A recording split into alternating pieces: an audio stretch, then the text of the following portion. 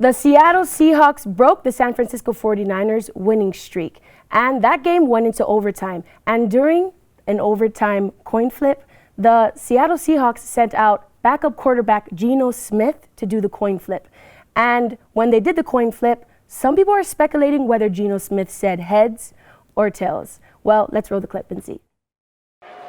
We're going to flip a silver dollar. That's the head. That's the tail. Seattle, what's your call? Your call is heads. Geno Smith makes the call. It is a head. You won the toss. Wow, to me, I heard Geno Smith say tails, and then the refs say, oh, you said heads. What do you guys think? That was a tight game. I remember clear as day running around yelling at my phone. I heard heads, but now that I'm watching these videos, I'm hearing tails. Tails? The first time I heard tails, then I watched the video, I hear heads, I don't know, but nonetheless, we'll see. Well, we have a lot to talk about on this show. Let's get right into it.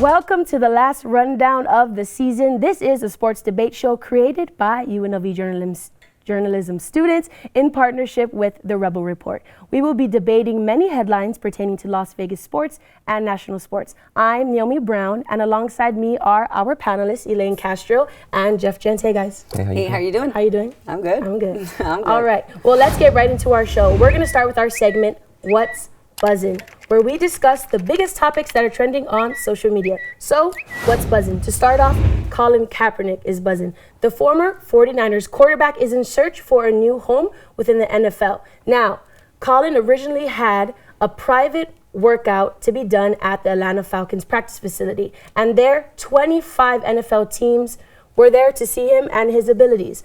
But he ended up moving it to a high school 60 miles away where only 8 teams attended. He said a little statement after his workout. Let's roll the clip. I've been ready for 3 years. I've been denied for 3 years. We all know why I came out here, showed it today in front of everybody. We have nothing to hide. So we're waiting for the 32 owners, the 32 teams, Roger Goodell, all of them to stop running. Stop running from the truth, stop running from the people. Starting off with you, Jeff, Kaepernick says that he moved the workout because of some contract disagreements with the NFL. What do you think? He has nothing to hide, and I think he has nothing to prove, and I think he should just be proud of what he's accomplished. He has 8 teams looking at him. He hasn't played since 2016. I think he's good. Elaine? Honestly, I think there's a level of interest here. There's a clear that people are looking for his services. Ultimately, I feel like he wanted to film his workout, and that's kind of part of this disagreement. And it moved last minute. He lost out on 25 teams that were already there. You know, in attendance, there was the Lions, the Chiefs, the Jets, Eagles, even the 49ers were there. But, you know, does it ruin his integrity? I mean, I don't know. Like, he was really, really trying just to be transparent with the media ultimately and have eyes on him. Yeah. Well, let's move on to our next topic in What's Buzzing. And what's buzzing on social media is the Houston Astros cheating scandal. Now, this is a huge scandal in the MLB. They are conducting an investigation as the Astros are suspected of illegally stealing signs. Their former pitcher said that he knows they use a camera at center field to let their hitters know of changeups that are coming up. Jeff, what do you have to say about this issue? What are we talking about here? I don't think it makes a difference if they know where the ball's going. It really doesn't. Like, you can hit the ball. That's why the pitcher has 7 guys behind him. You know, the other team has 9 innings to hit the ball as well and score runs. I think the better team wins anyway. Okay, and Elaine, if Jeff is right in what he's saying, what if this becomes just like a reoccurring thing in baseball and everyone starts to use cameras? This has turned into one of the biggest sporting scandals, I believe. And ultimately, people can cheat in all types of ways, you know, social media, all kinds of things. But I feel like they definitely should be penalized. Some sort of financial penalty should be in place. Mm-hmm. And ultimately, I feel like the people really want to see the MLB crack down on these type of scandals that they have been facing in years, past years. Of course, I agree. Speaking of punishment, we move on to the NFL. November 14th, the Pittsburgh Steelers played the Browns in Cleveland. And the last play of the game, Steelers quarterback Mason Rudolph gets into a scuffle with Browns defensive end Myles Garrett. They start tussling. Myles rips off his helmet and hits him in the head with his own helmet. Jeff, what are the punishments around this? Indefinite suspensions? I think Rudolph is the liability now. Like, what else mess is he capable of starting? Like, he tried to take the helmet off of a defensive end whose job is to chase after people and tackle them repeatedly and make a good living. Like, swim with the sharks, reach your hand into the cage, get bit by the lion. Like, stop starting stuff. Okay, I see you there. Elaine, what about you? Rudolph came out with a statement that he knows that it was unacceptable and there's no excuse for this type of behavior. And I totally agree with him. Yeah. He should have had composure, both of them actually. But, you know, I feel like it's a little unfair that one got suspended and not the other. You know, Garrett was the one that got suspended. There is an appeal hearing for the November 20th, so we'll see how that goes. But ultimately, I honestly do feel that they should have been fined. The $250,000 that both teams would fine was absolutely correct. And, you know, let's see what happens on November 20th. All right. Well, next, moving on. If you're from Canada, you love hockey, and you know legendary hockey broadcaster Don Cherry. He was fired after making insensitive racial remarks on live TV. Tony Pascone gives us more on that. For nearly 40 years, hockey lovers knew of Don Cherry as the knowledgeable analyst with eccentric tastes in suits. But recently, he became known for something more. You people love you. They come here, whatever it is. You love our way of life. You love our milk and honey. At least you can pay a couple of bucks for poppies or something like that. Cherry made these comments on Hockey Night in Canada, a show that is somewhat of a staple in Canadian culture. He was referring to poppies, which are artificial flowers that are Canada's official symbol of remembrance of war veterans and are worn during the 2 weeks before November 11th, Remembrance Day. The controversy comes from Cherry's statement that a lot of Canadian immigrants don't wear poppies when they arguably should, and that they aren't showing enough respect to veterans. The backlash was swift, and while his employer, Sportsnet, might not have fired him, they recommended that he resign, saying that is the right time for him to immediately step down. Cherry has since resigned and has also refused to apologize for his comments. So the debate rages on. Did Don Cherry go too far? So, guys, what do you think about Sportsnet's decision to fire Don Cherry? Or not fire him, well, they've advised him to step down. Advised him to step down. He said, you people. I just feel like, was it taken out of context? You know, who was he referring to when he said you people? But then he followed it up by, you know, our milking, our, you know, milk and honey and things like that. So I don't know if he was trying to be malicious, but, you know, him not wanting to apologize doesn't look good on his part. Jeff? Especially in cancel culture today, Yeah. Unacceptable. Oh, people canceled him already. Yeah. Well, we're going to move on now to our next segment, what's happening locally. So we're going to talk about the most recent headlines that pertain to Las Vegas. So starting it off, we're going to go straight to the ice, where the Vegas Golden Knights skated away with a 4-2 victory over Toronto. Amazing goals throughout the game, but it was Fleury who made what's being called the save of the century. Coach Gallant even said it was the best he's ever seen. And the VGK social media team got pretty clever when they made this video to celebrate.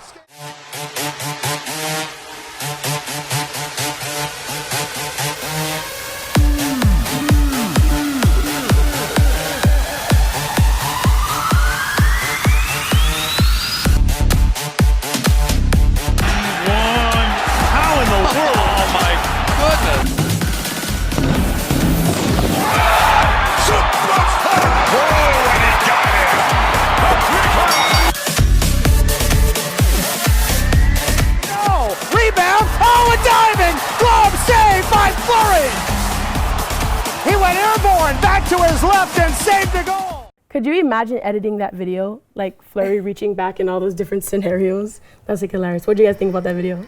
I honestly do feel like Fleury's coming through for the Vegas Golden Knights. Maybe today's game against the Sharks is going to give them a little boost to get over not winning in overtime. Yeah, they're coming off 2 wins to break their losing streak, and against the rival, the Sharks, tonight. So we'll see where it goes. I think they'll be okay. We shall see. So in other local news, we're going to move on to UNLV football. They are nearing the end of their season. Now, the Rebels played their last homecoming game at Sam Boyd Stadium on November 16th. Head coach Tony Sanchez gave his thoughts on the new young quarterback, Kenyon Oblad, and moving forward with the last 2 games of the season.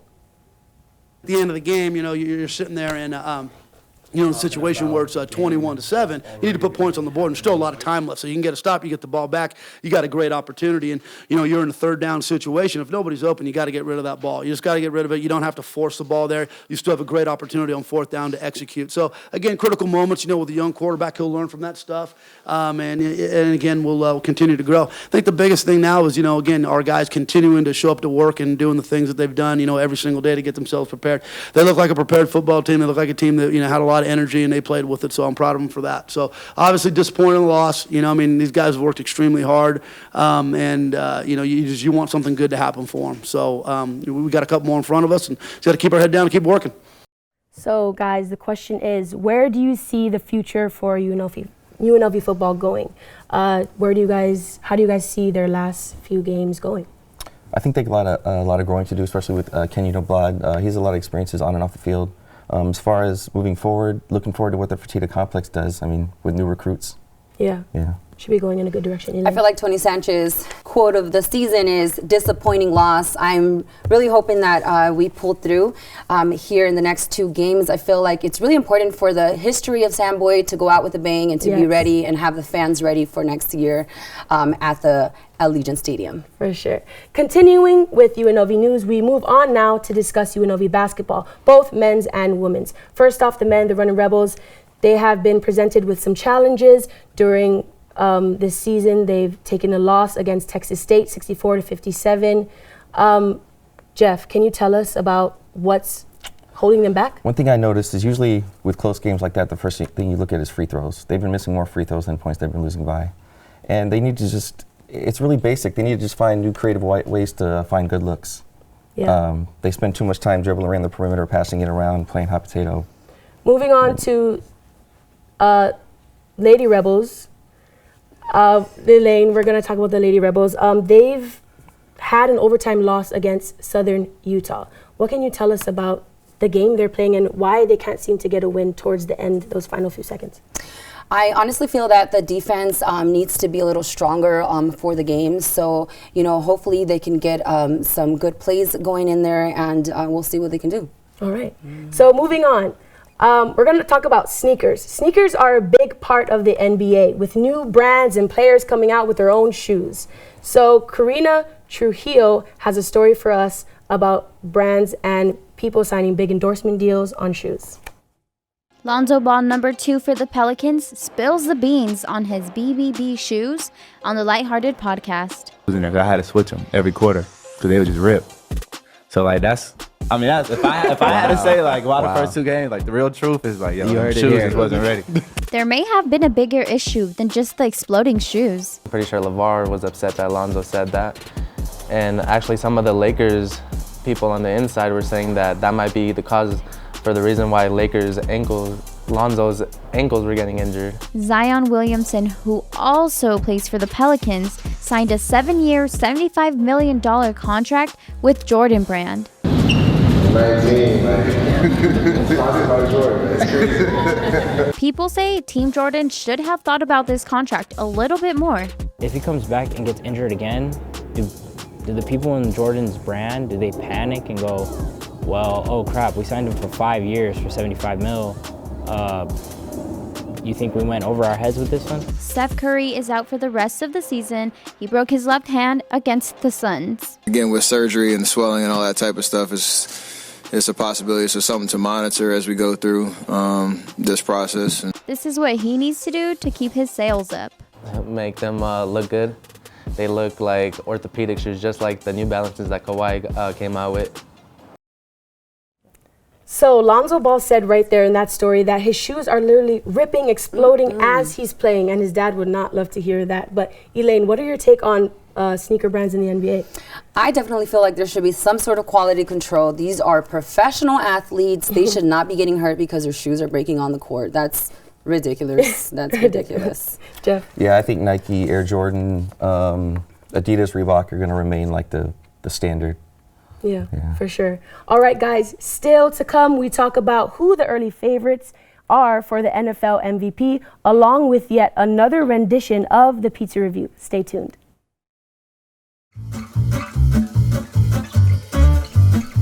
Not only can you watch the rundown on TV, you can watch it anywhere. the bed. You can watch it in the shower. Nice! You can even watch it while you're doing some business. That's because it's on Facebook and on YouTube, so you can watch it on your phone.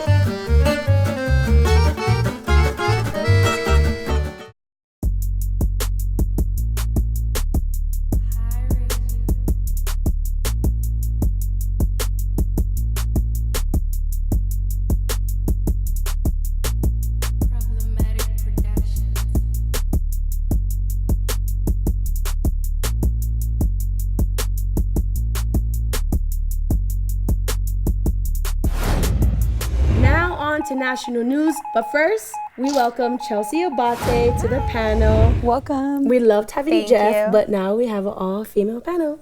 All right, now time to talk about the race for MVP in the NFL. Our very own Christian Zipanya took a look at two quarterbacks in the league that are possible candidates for the MVP title.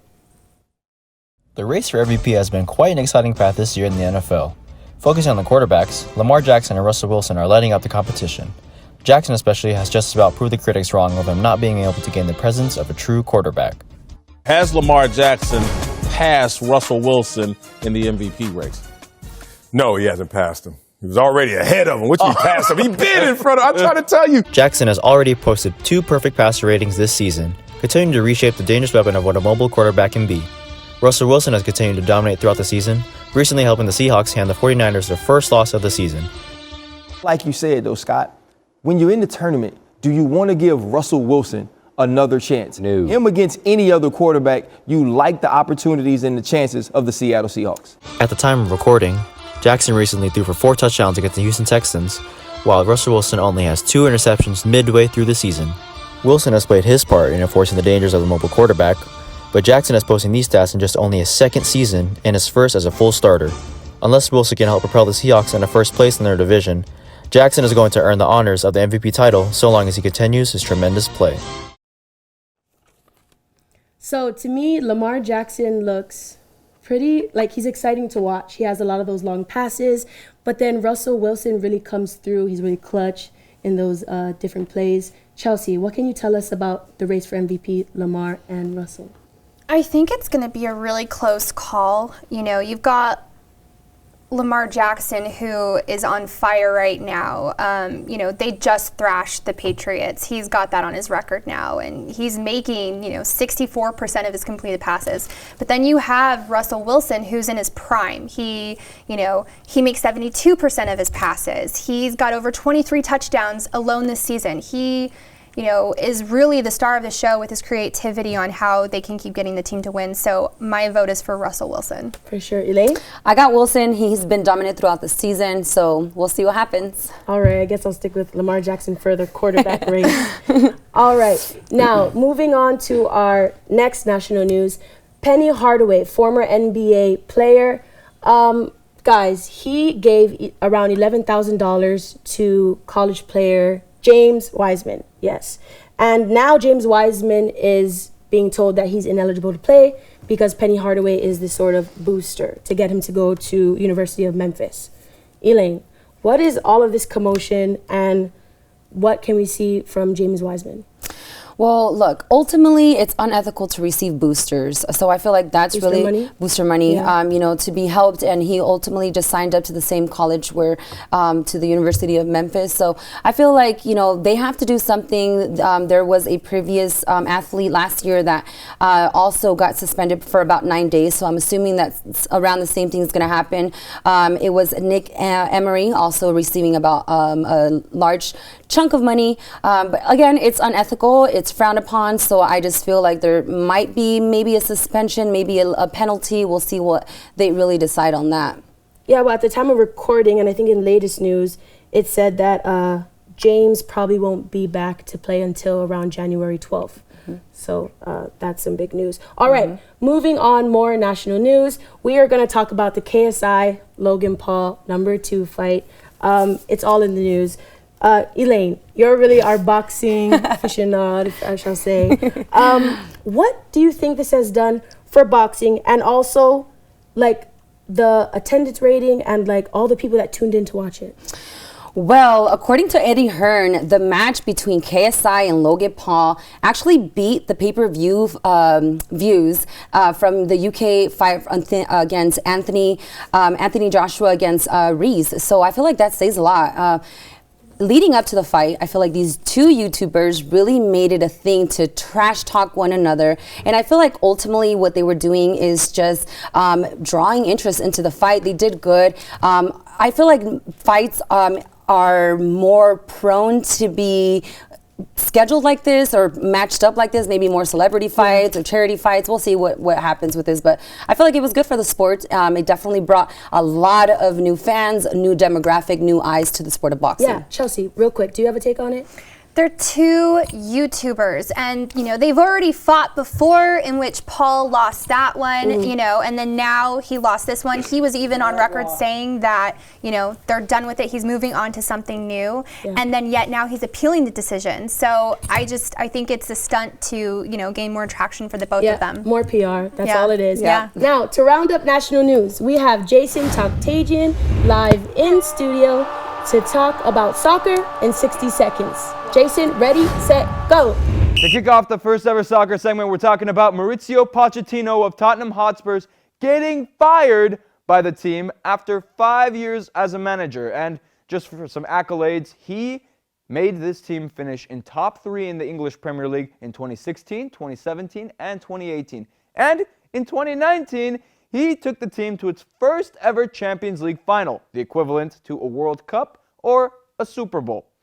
Now, what's more shocking here is the fact that it was Jose Mourinho who replaced Mauricio Pochettino and is now the new coach. And this man coached Tottenham's rivals Manchester United and Chelsea. And back in 2007, he was asked by a reporter, hey, would you ever consider coaching Tottenham? He said, no, because I am too loyal and I love the Chelsea fans too much. Now we see what happens 12 years later. But there's a bigger theme here. The bigger theme is owners not trusting their managers to... Time is up. Oh, I feel so bad to do that to Jason. Just 60 seconds to talk about all the soccer he can fit. Way to go, Jason. I just feel like he definitely got a lot of information crammed up in a little small little segment. Yep. All right. Thanks, Jason. Now it's time to check out the slice of pizza that Deontay and I took a bite of in this week's Pizza Review.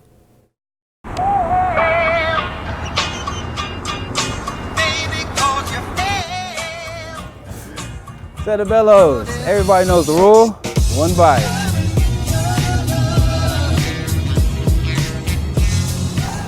Rule number 2, never leave your pizza in the box too long. It gets too cold. And we got the margarita pizza because it was like the closest thing to cheese. Closest thing to cheese. Whoa. Look at this. Okay, so for Deontay, it's a little too thin. Too thin, so far. first of all. We haven't tried it yet. Haven't tried it. Too thin. All right, let's see. It's a little flop. So, we still have to rate it on a scale from 1 to 10. 1 to 10. I'm going to give this a 9.0. 9.0? 9.0. I think in terms of other pizza I've had, I would give this solid 8.9. 8.9. You do know you have to round that number now. No. Yeah. Still to come, we have our final segment where we talk about one of the biggest headlines in sports. We call it The Big Thing. Stick around. Now on to the one big thing. July 17th, 2019, the U.S. women's national soccer team won its 4th World Cup. As the confetti fell and parades marched on, the players had a bigger victory to win off the field: the fight for gender equality. Thanks, guys. Sadly, gender discrimination has existed within the professional sports industry for decades now. But thankfully, there's a new wave of athletes who are standing up to fight for their rights. Here's more. In March of 2019, 28 players of the U.S. women's national soccer team filed to sue the U.S. Soccer Federation, arguing that they experienced gender discrimination. The hot topic for debate is equal pay, but it's not just about that. It's also accommodations for travel, nutrition, staffing, marketing, and above all, the want for gender equality. Under the Federation, the women make a salary, while the men make bonuses off their games. And female players are fed up, because in the last 2 years, the women played 116 matches, while the men played 44. We were very hopeful in our discussions with them that they were going to take our proposals and our position seriously, which is simply that every game that we play, we get compensated the same way a man would for playing or winning that game. And it broke down right there. As of November 2019, things moved forward after a judge granted the players a class action lawsuit, setting a trial for May 5th, which could be a factor on contracts for the Tokyo Olympics. But the greater impact is what this implies for all female athletes and the disparities between genders in sports. UNLV's Dr. Nancy Lowe has dedicated her career to research on gender equality and advancing women in sports leadership. Here's what she had to say on the impacts of the case. There's no question that they have a case, and that's already been justified by the judge that allowed the case to go forward and by the judge that agreed that it could in fact be a class action lawsuit. Really what we're seeing with the U.S. women's national team and even the WNBA is we're seeing a whole new generation of women. They expect equality, they expect equity, they expect to be treated justly, and that is something that's coming through on social media. It's what's coming through in like a class action lawsuit, and I think it's going to come through in collective bargaining agreements for many other professional sports. Dr. Lowe also expressed how proud she is of these female athletes for stepping up and defending their rights that are provided by Congress in the Equal Pay Act. So if you want to learn more about what Dr. Lowe had to say on the full topic, visit our website. But for now, let's send it back to the panel and hear their debate. Thank you so much, Sam, for your thoughts on that case. Now, me personally, I feel like people can say all day that there is no gender inequality and that it just comes from the women not bringing in as much as, not bringing in as much viewers as the men does.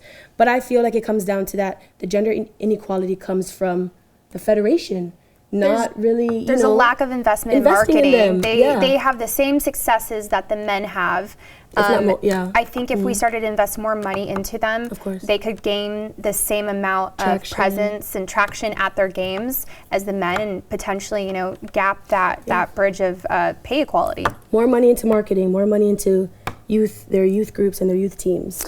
I'm all for gender equality. We're about to hit 2020.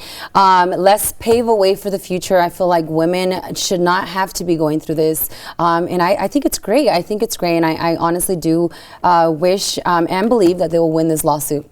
For sure. Women rights. Hope they do. Yes. So that is the end of our show. Sadly, that is the last rundown for this semester. We want to thank everyone on social media and KCLV Channel 2 for sticking around with us journalism students.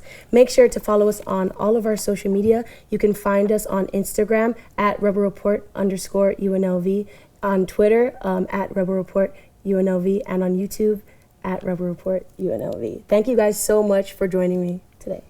Thank you. Thank you for having us. Bye.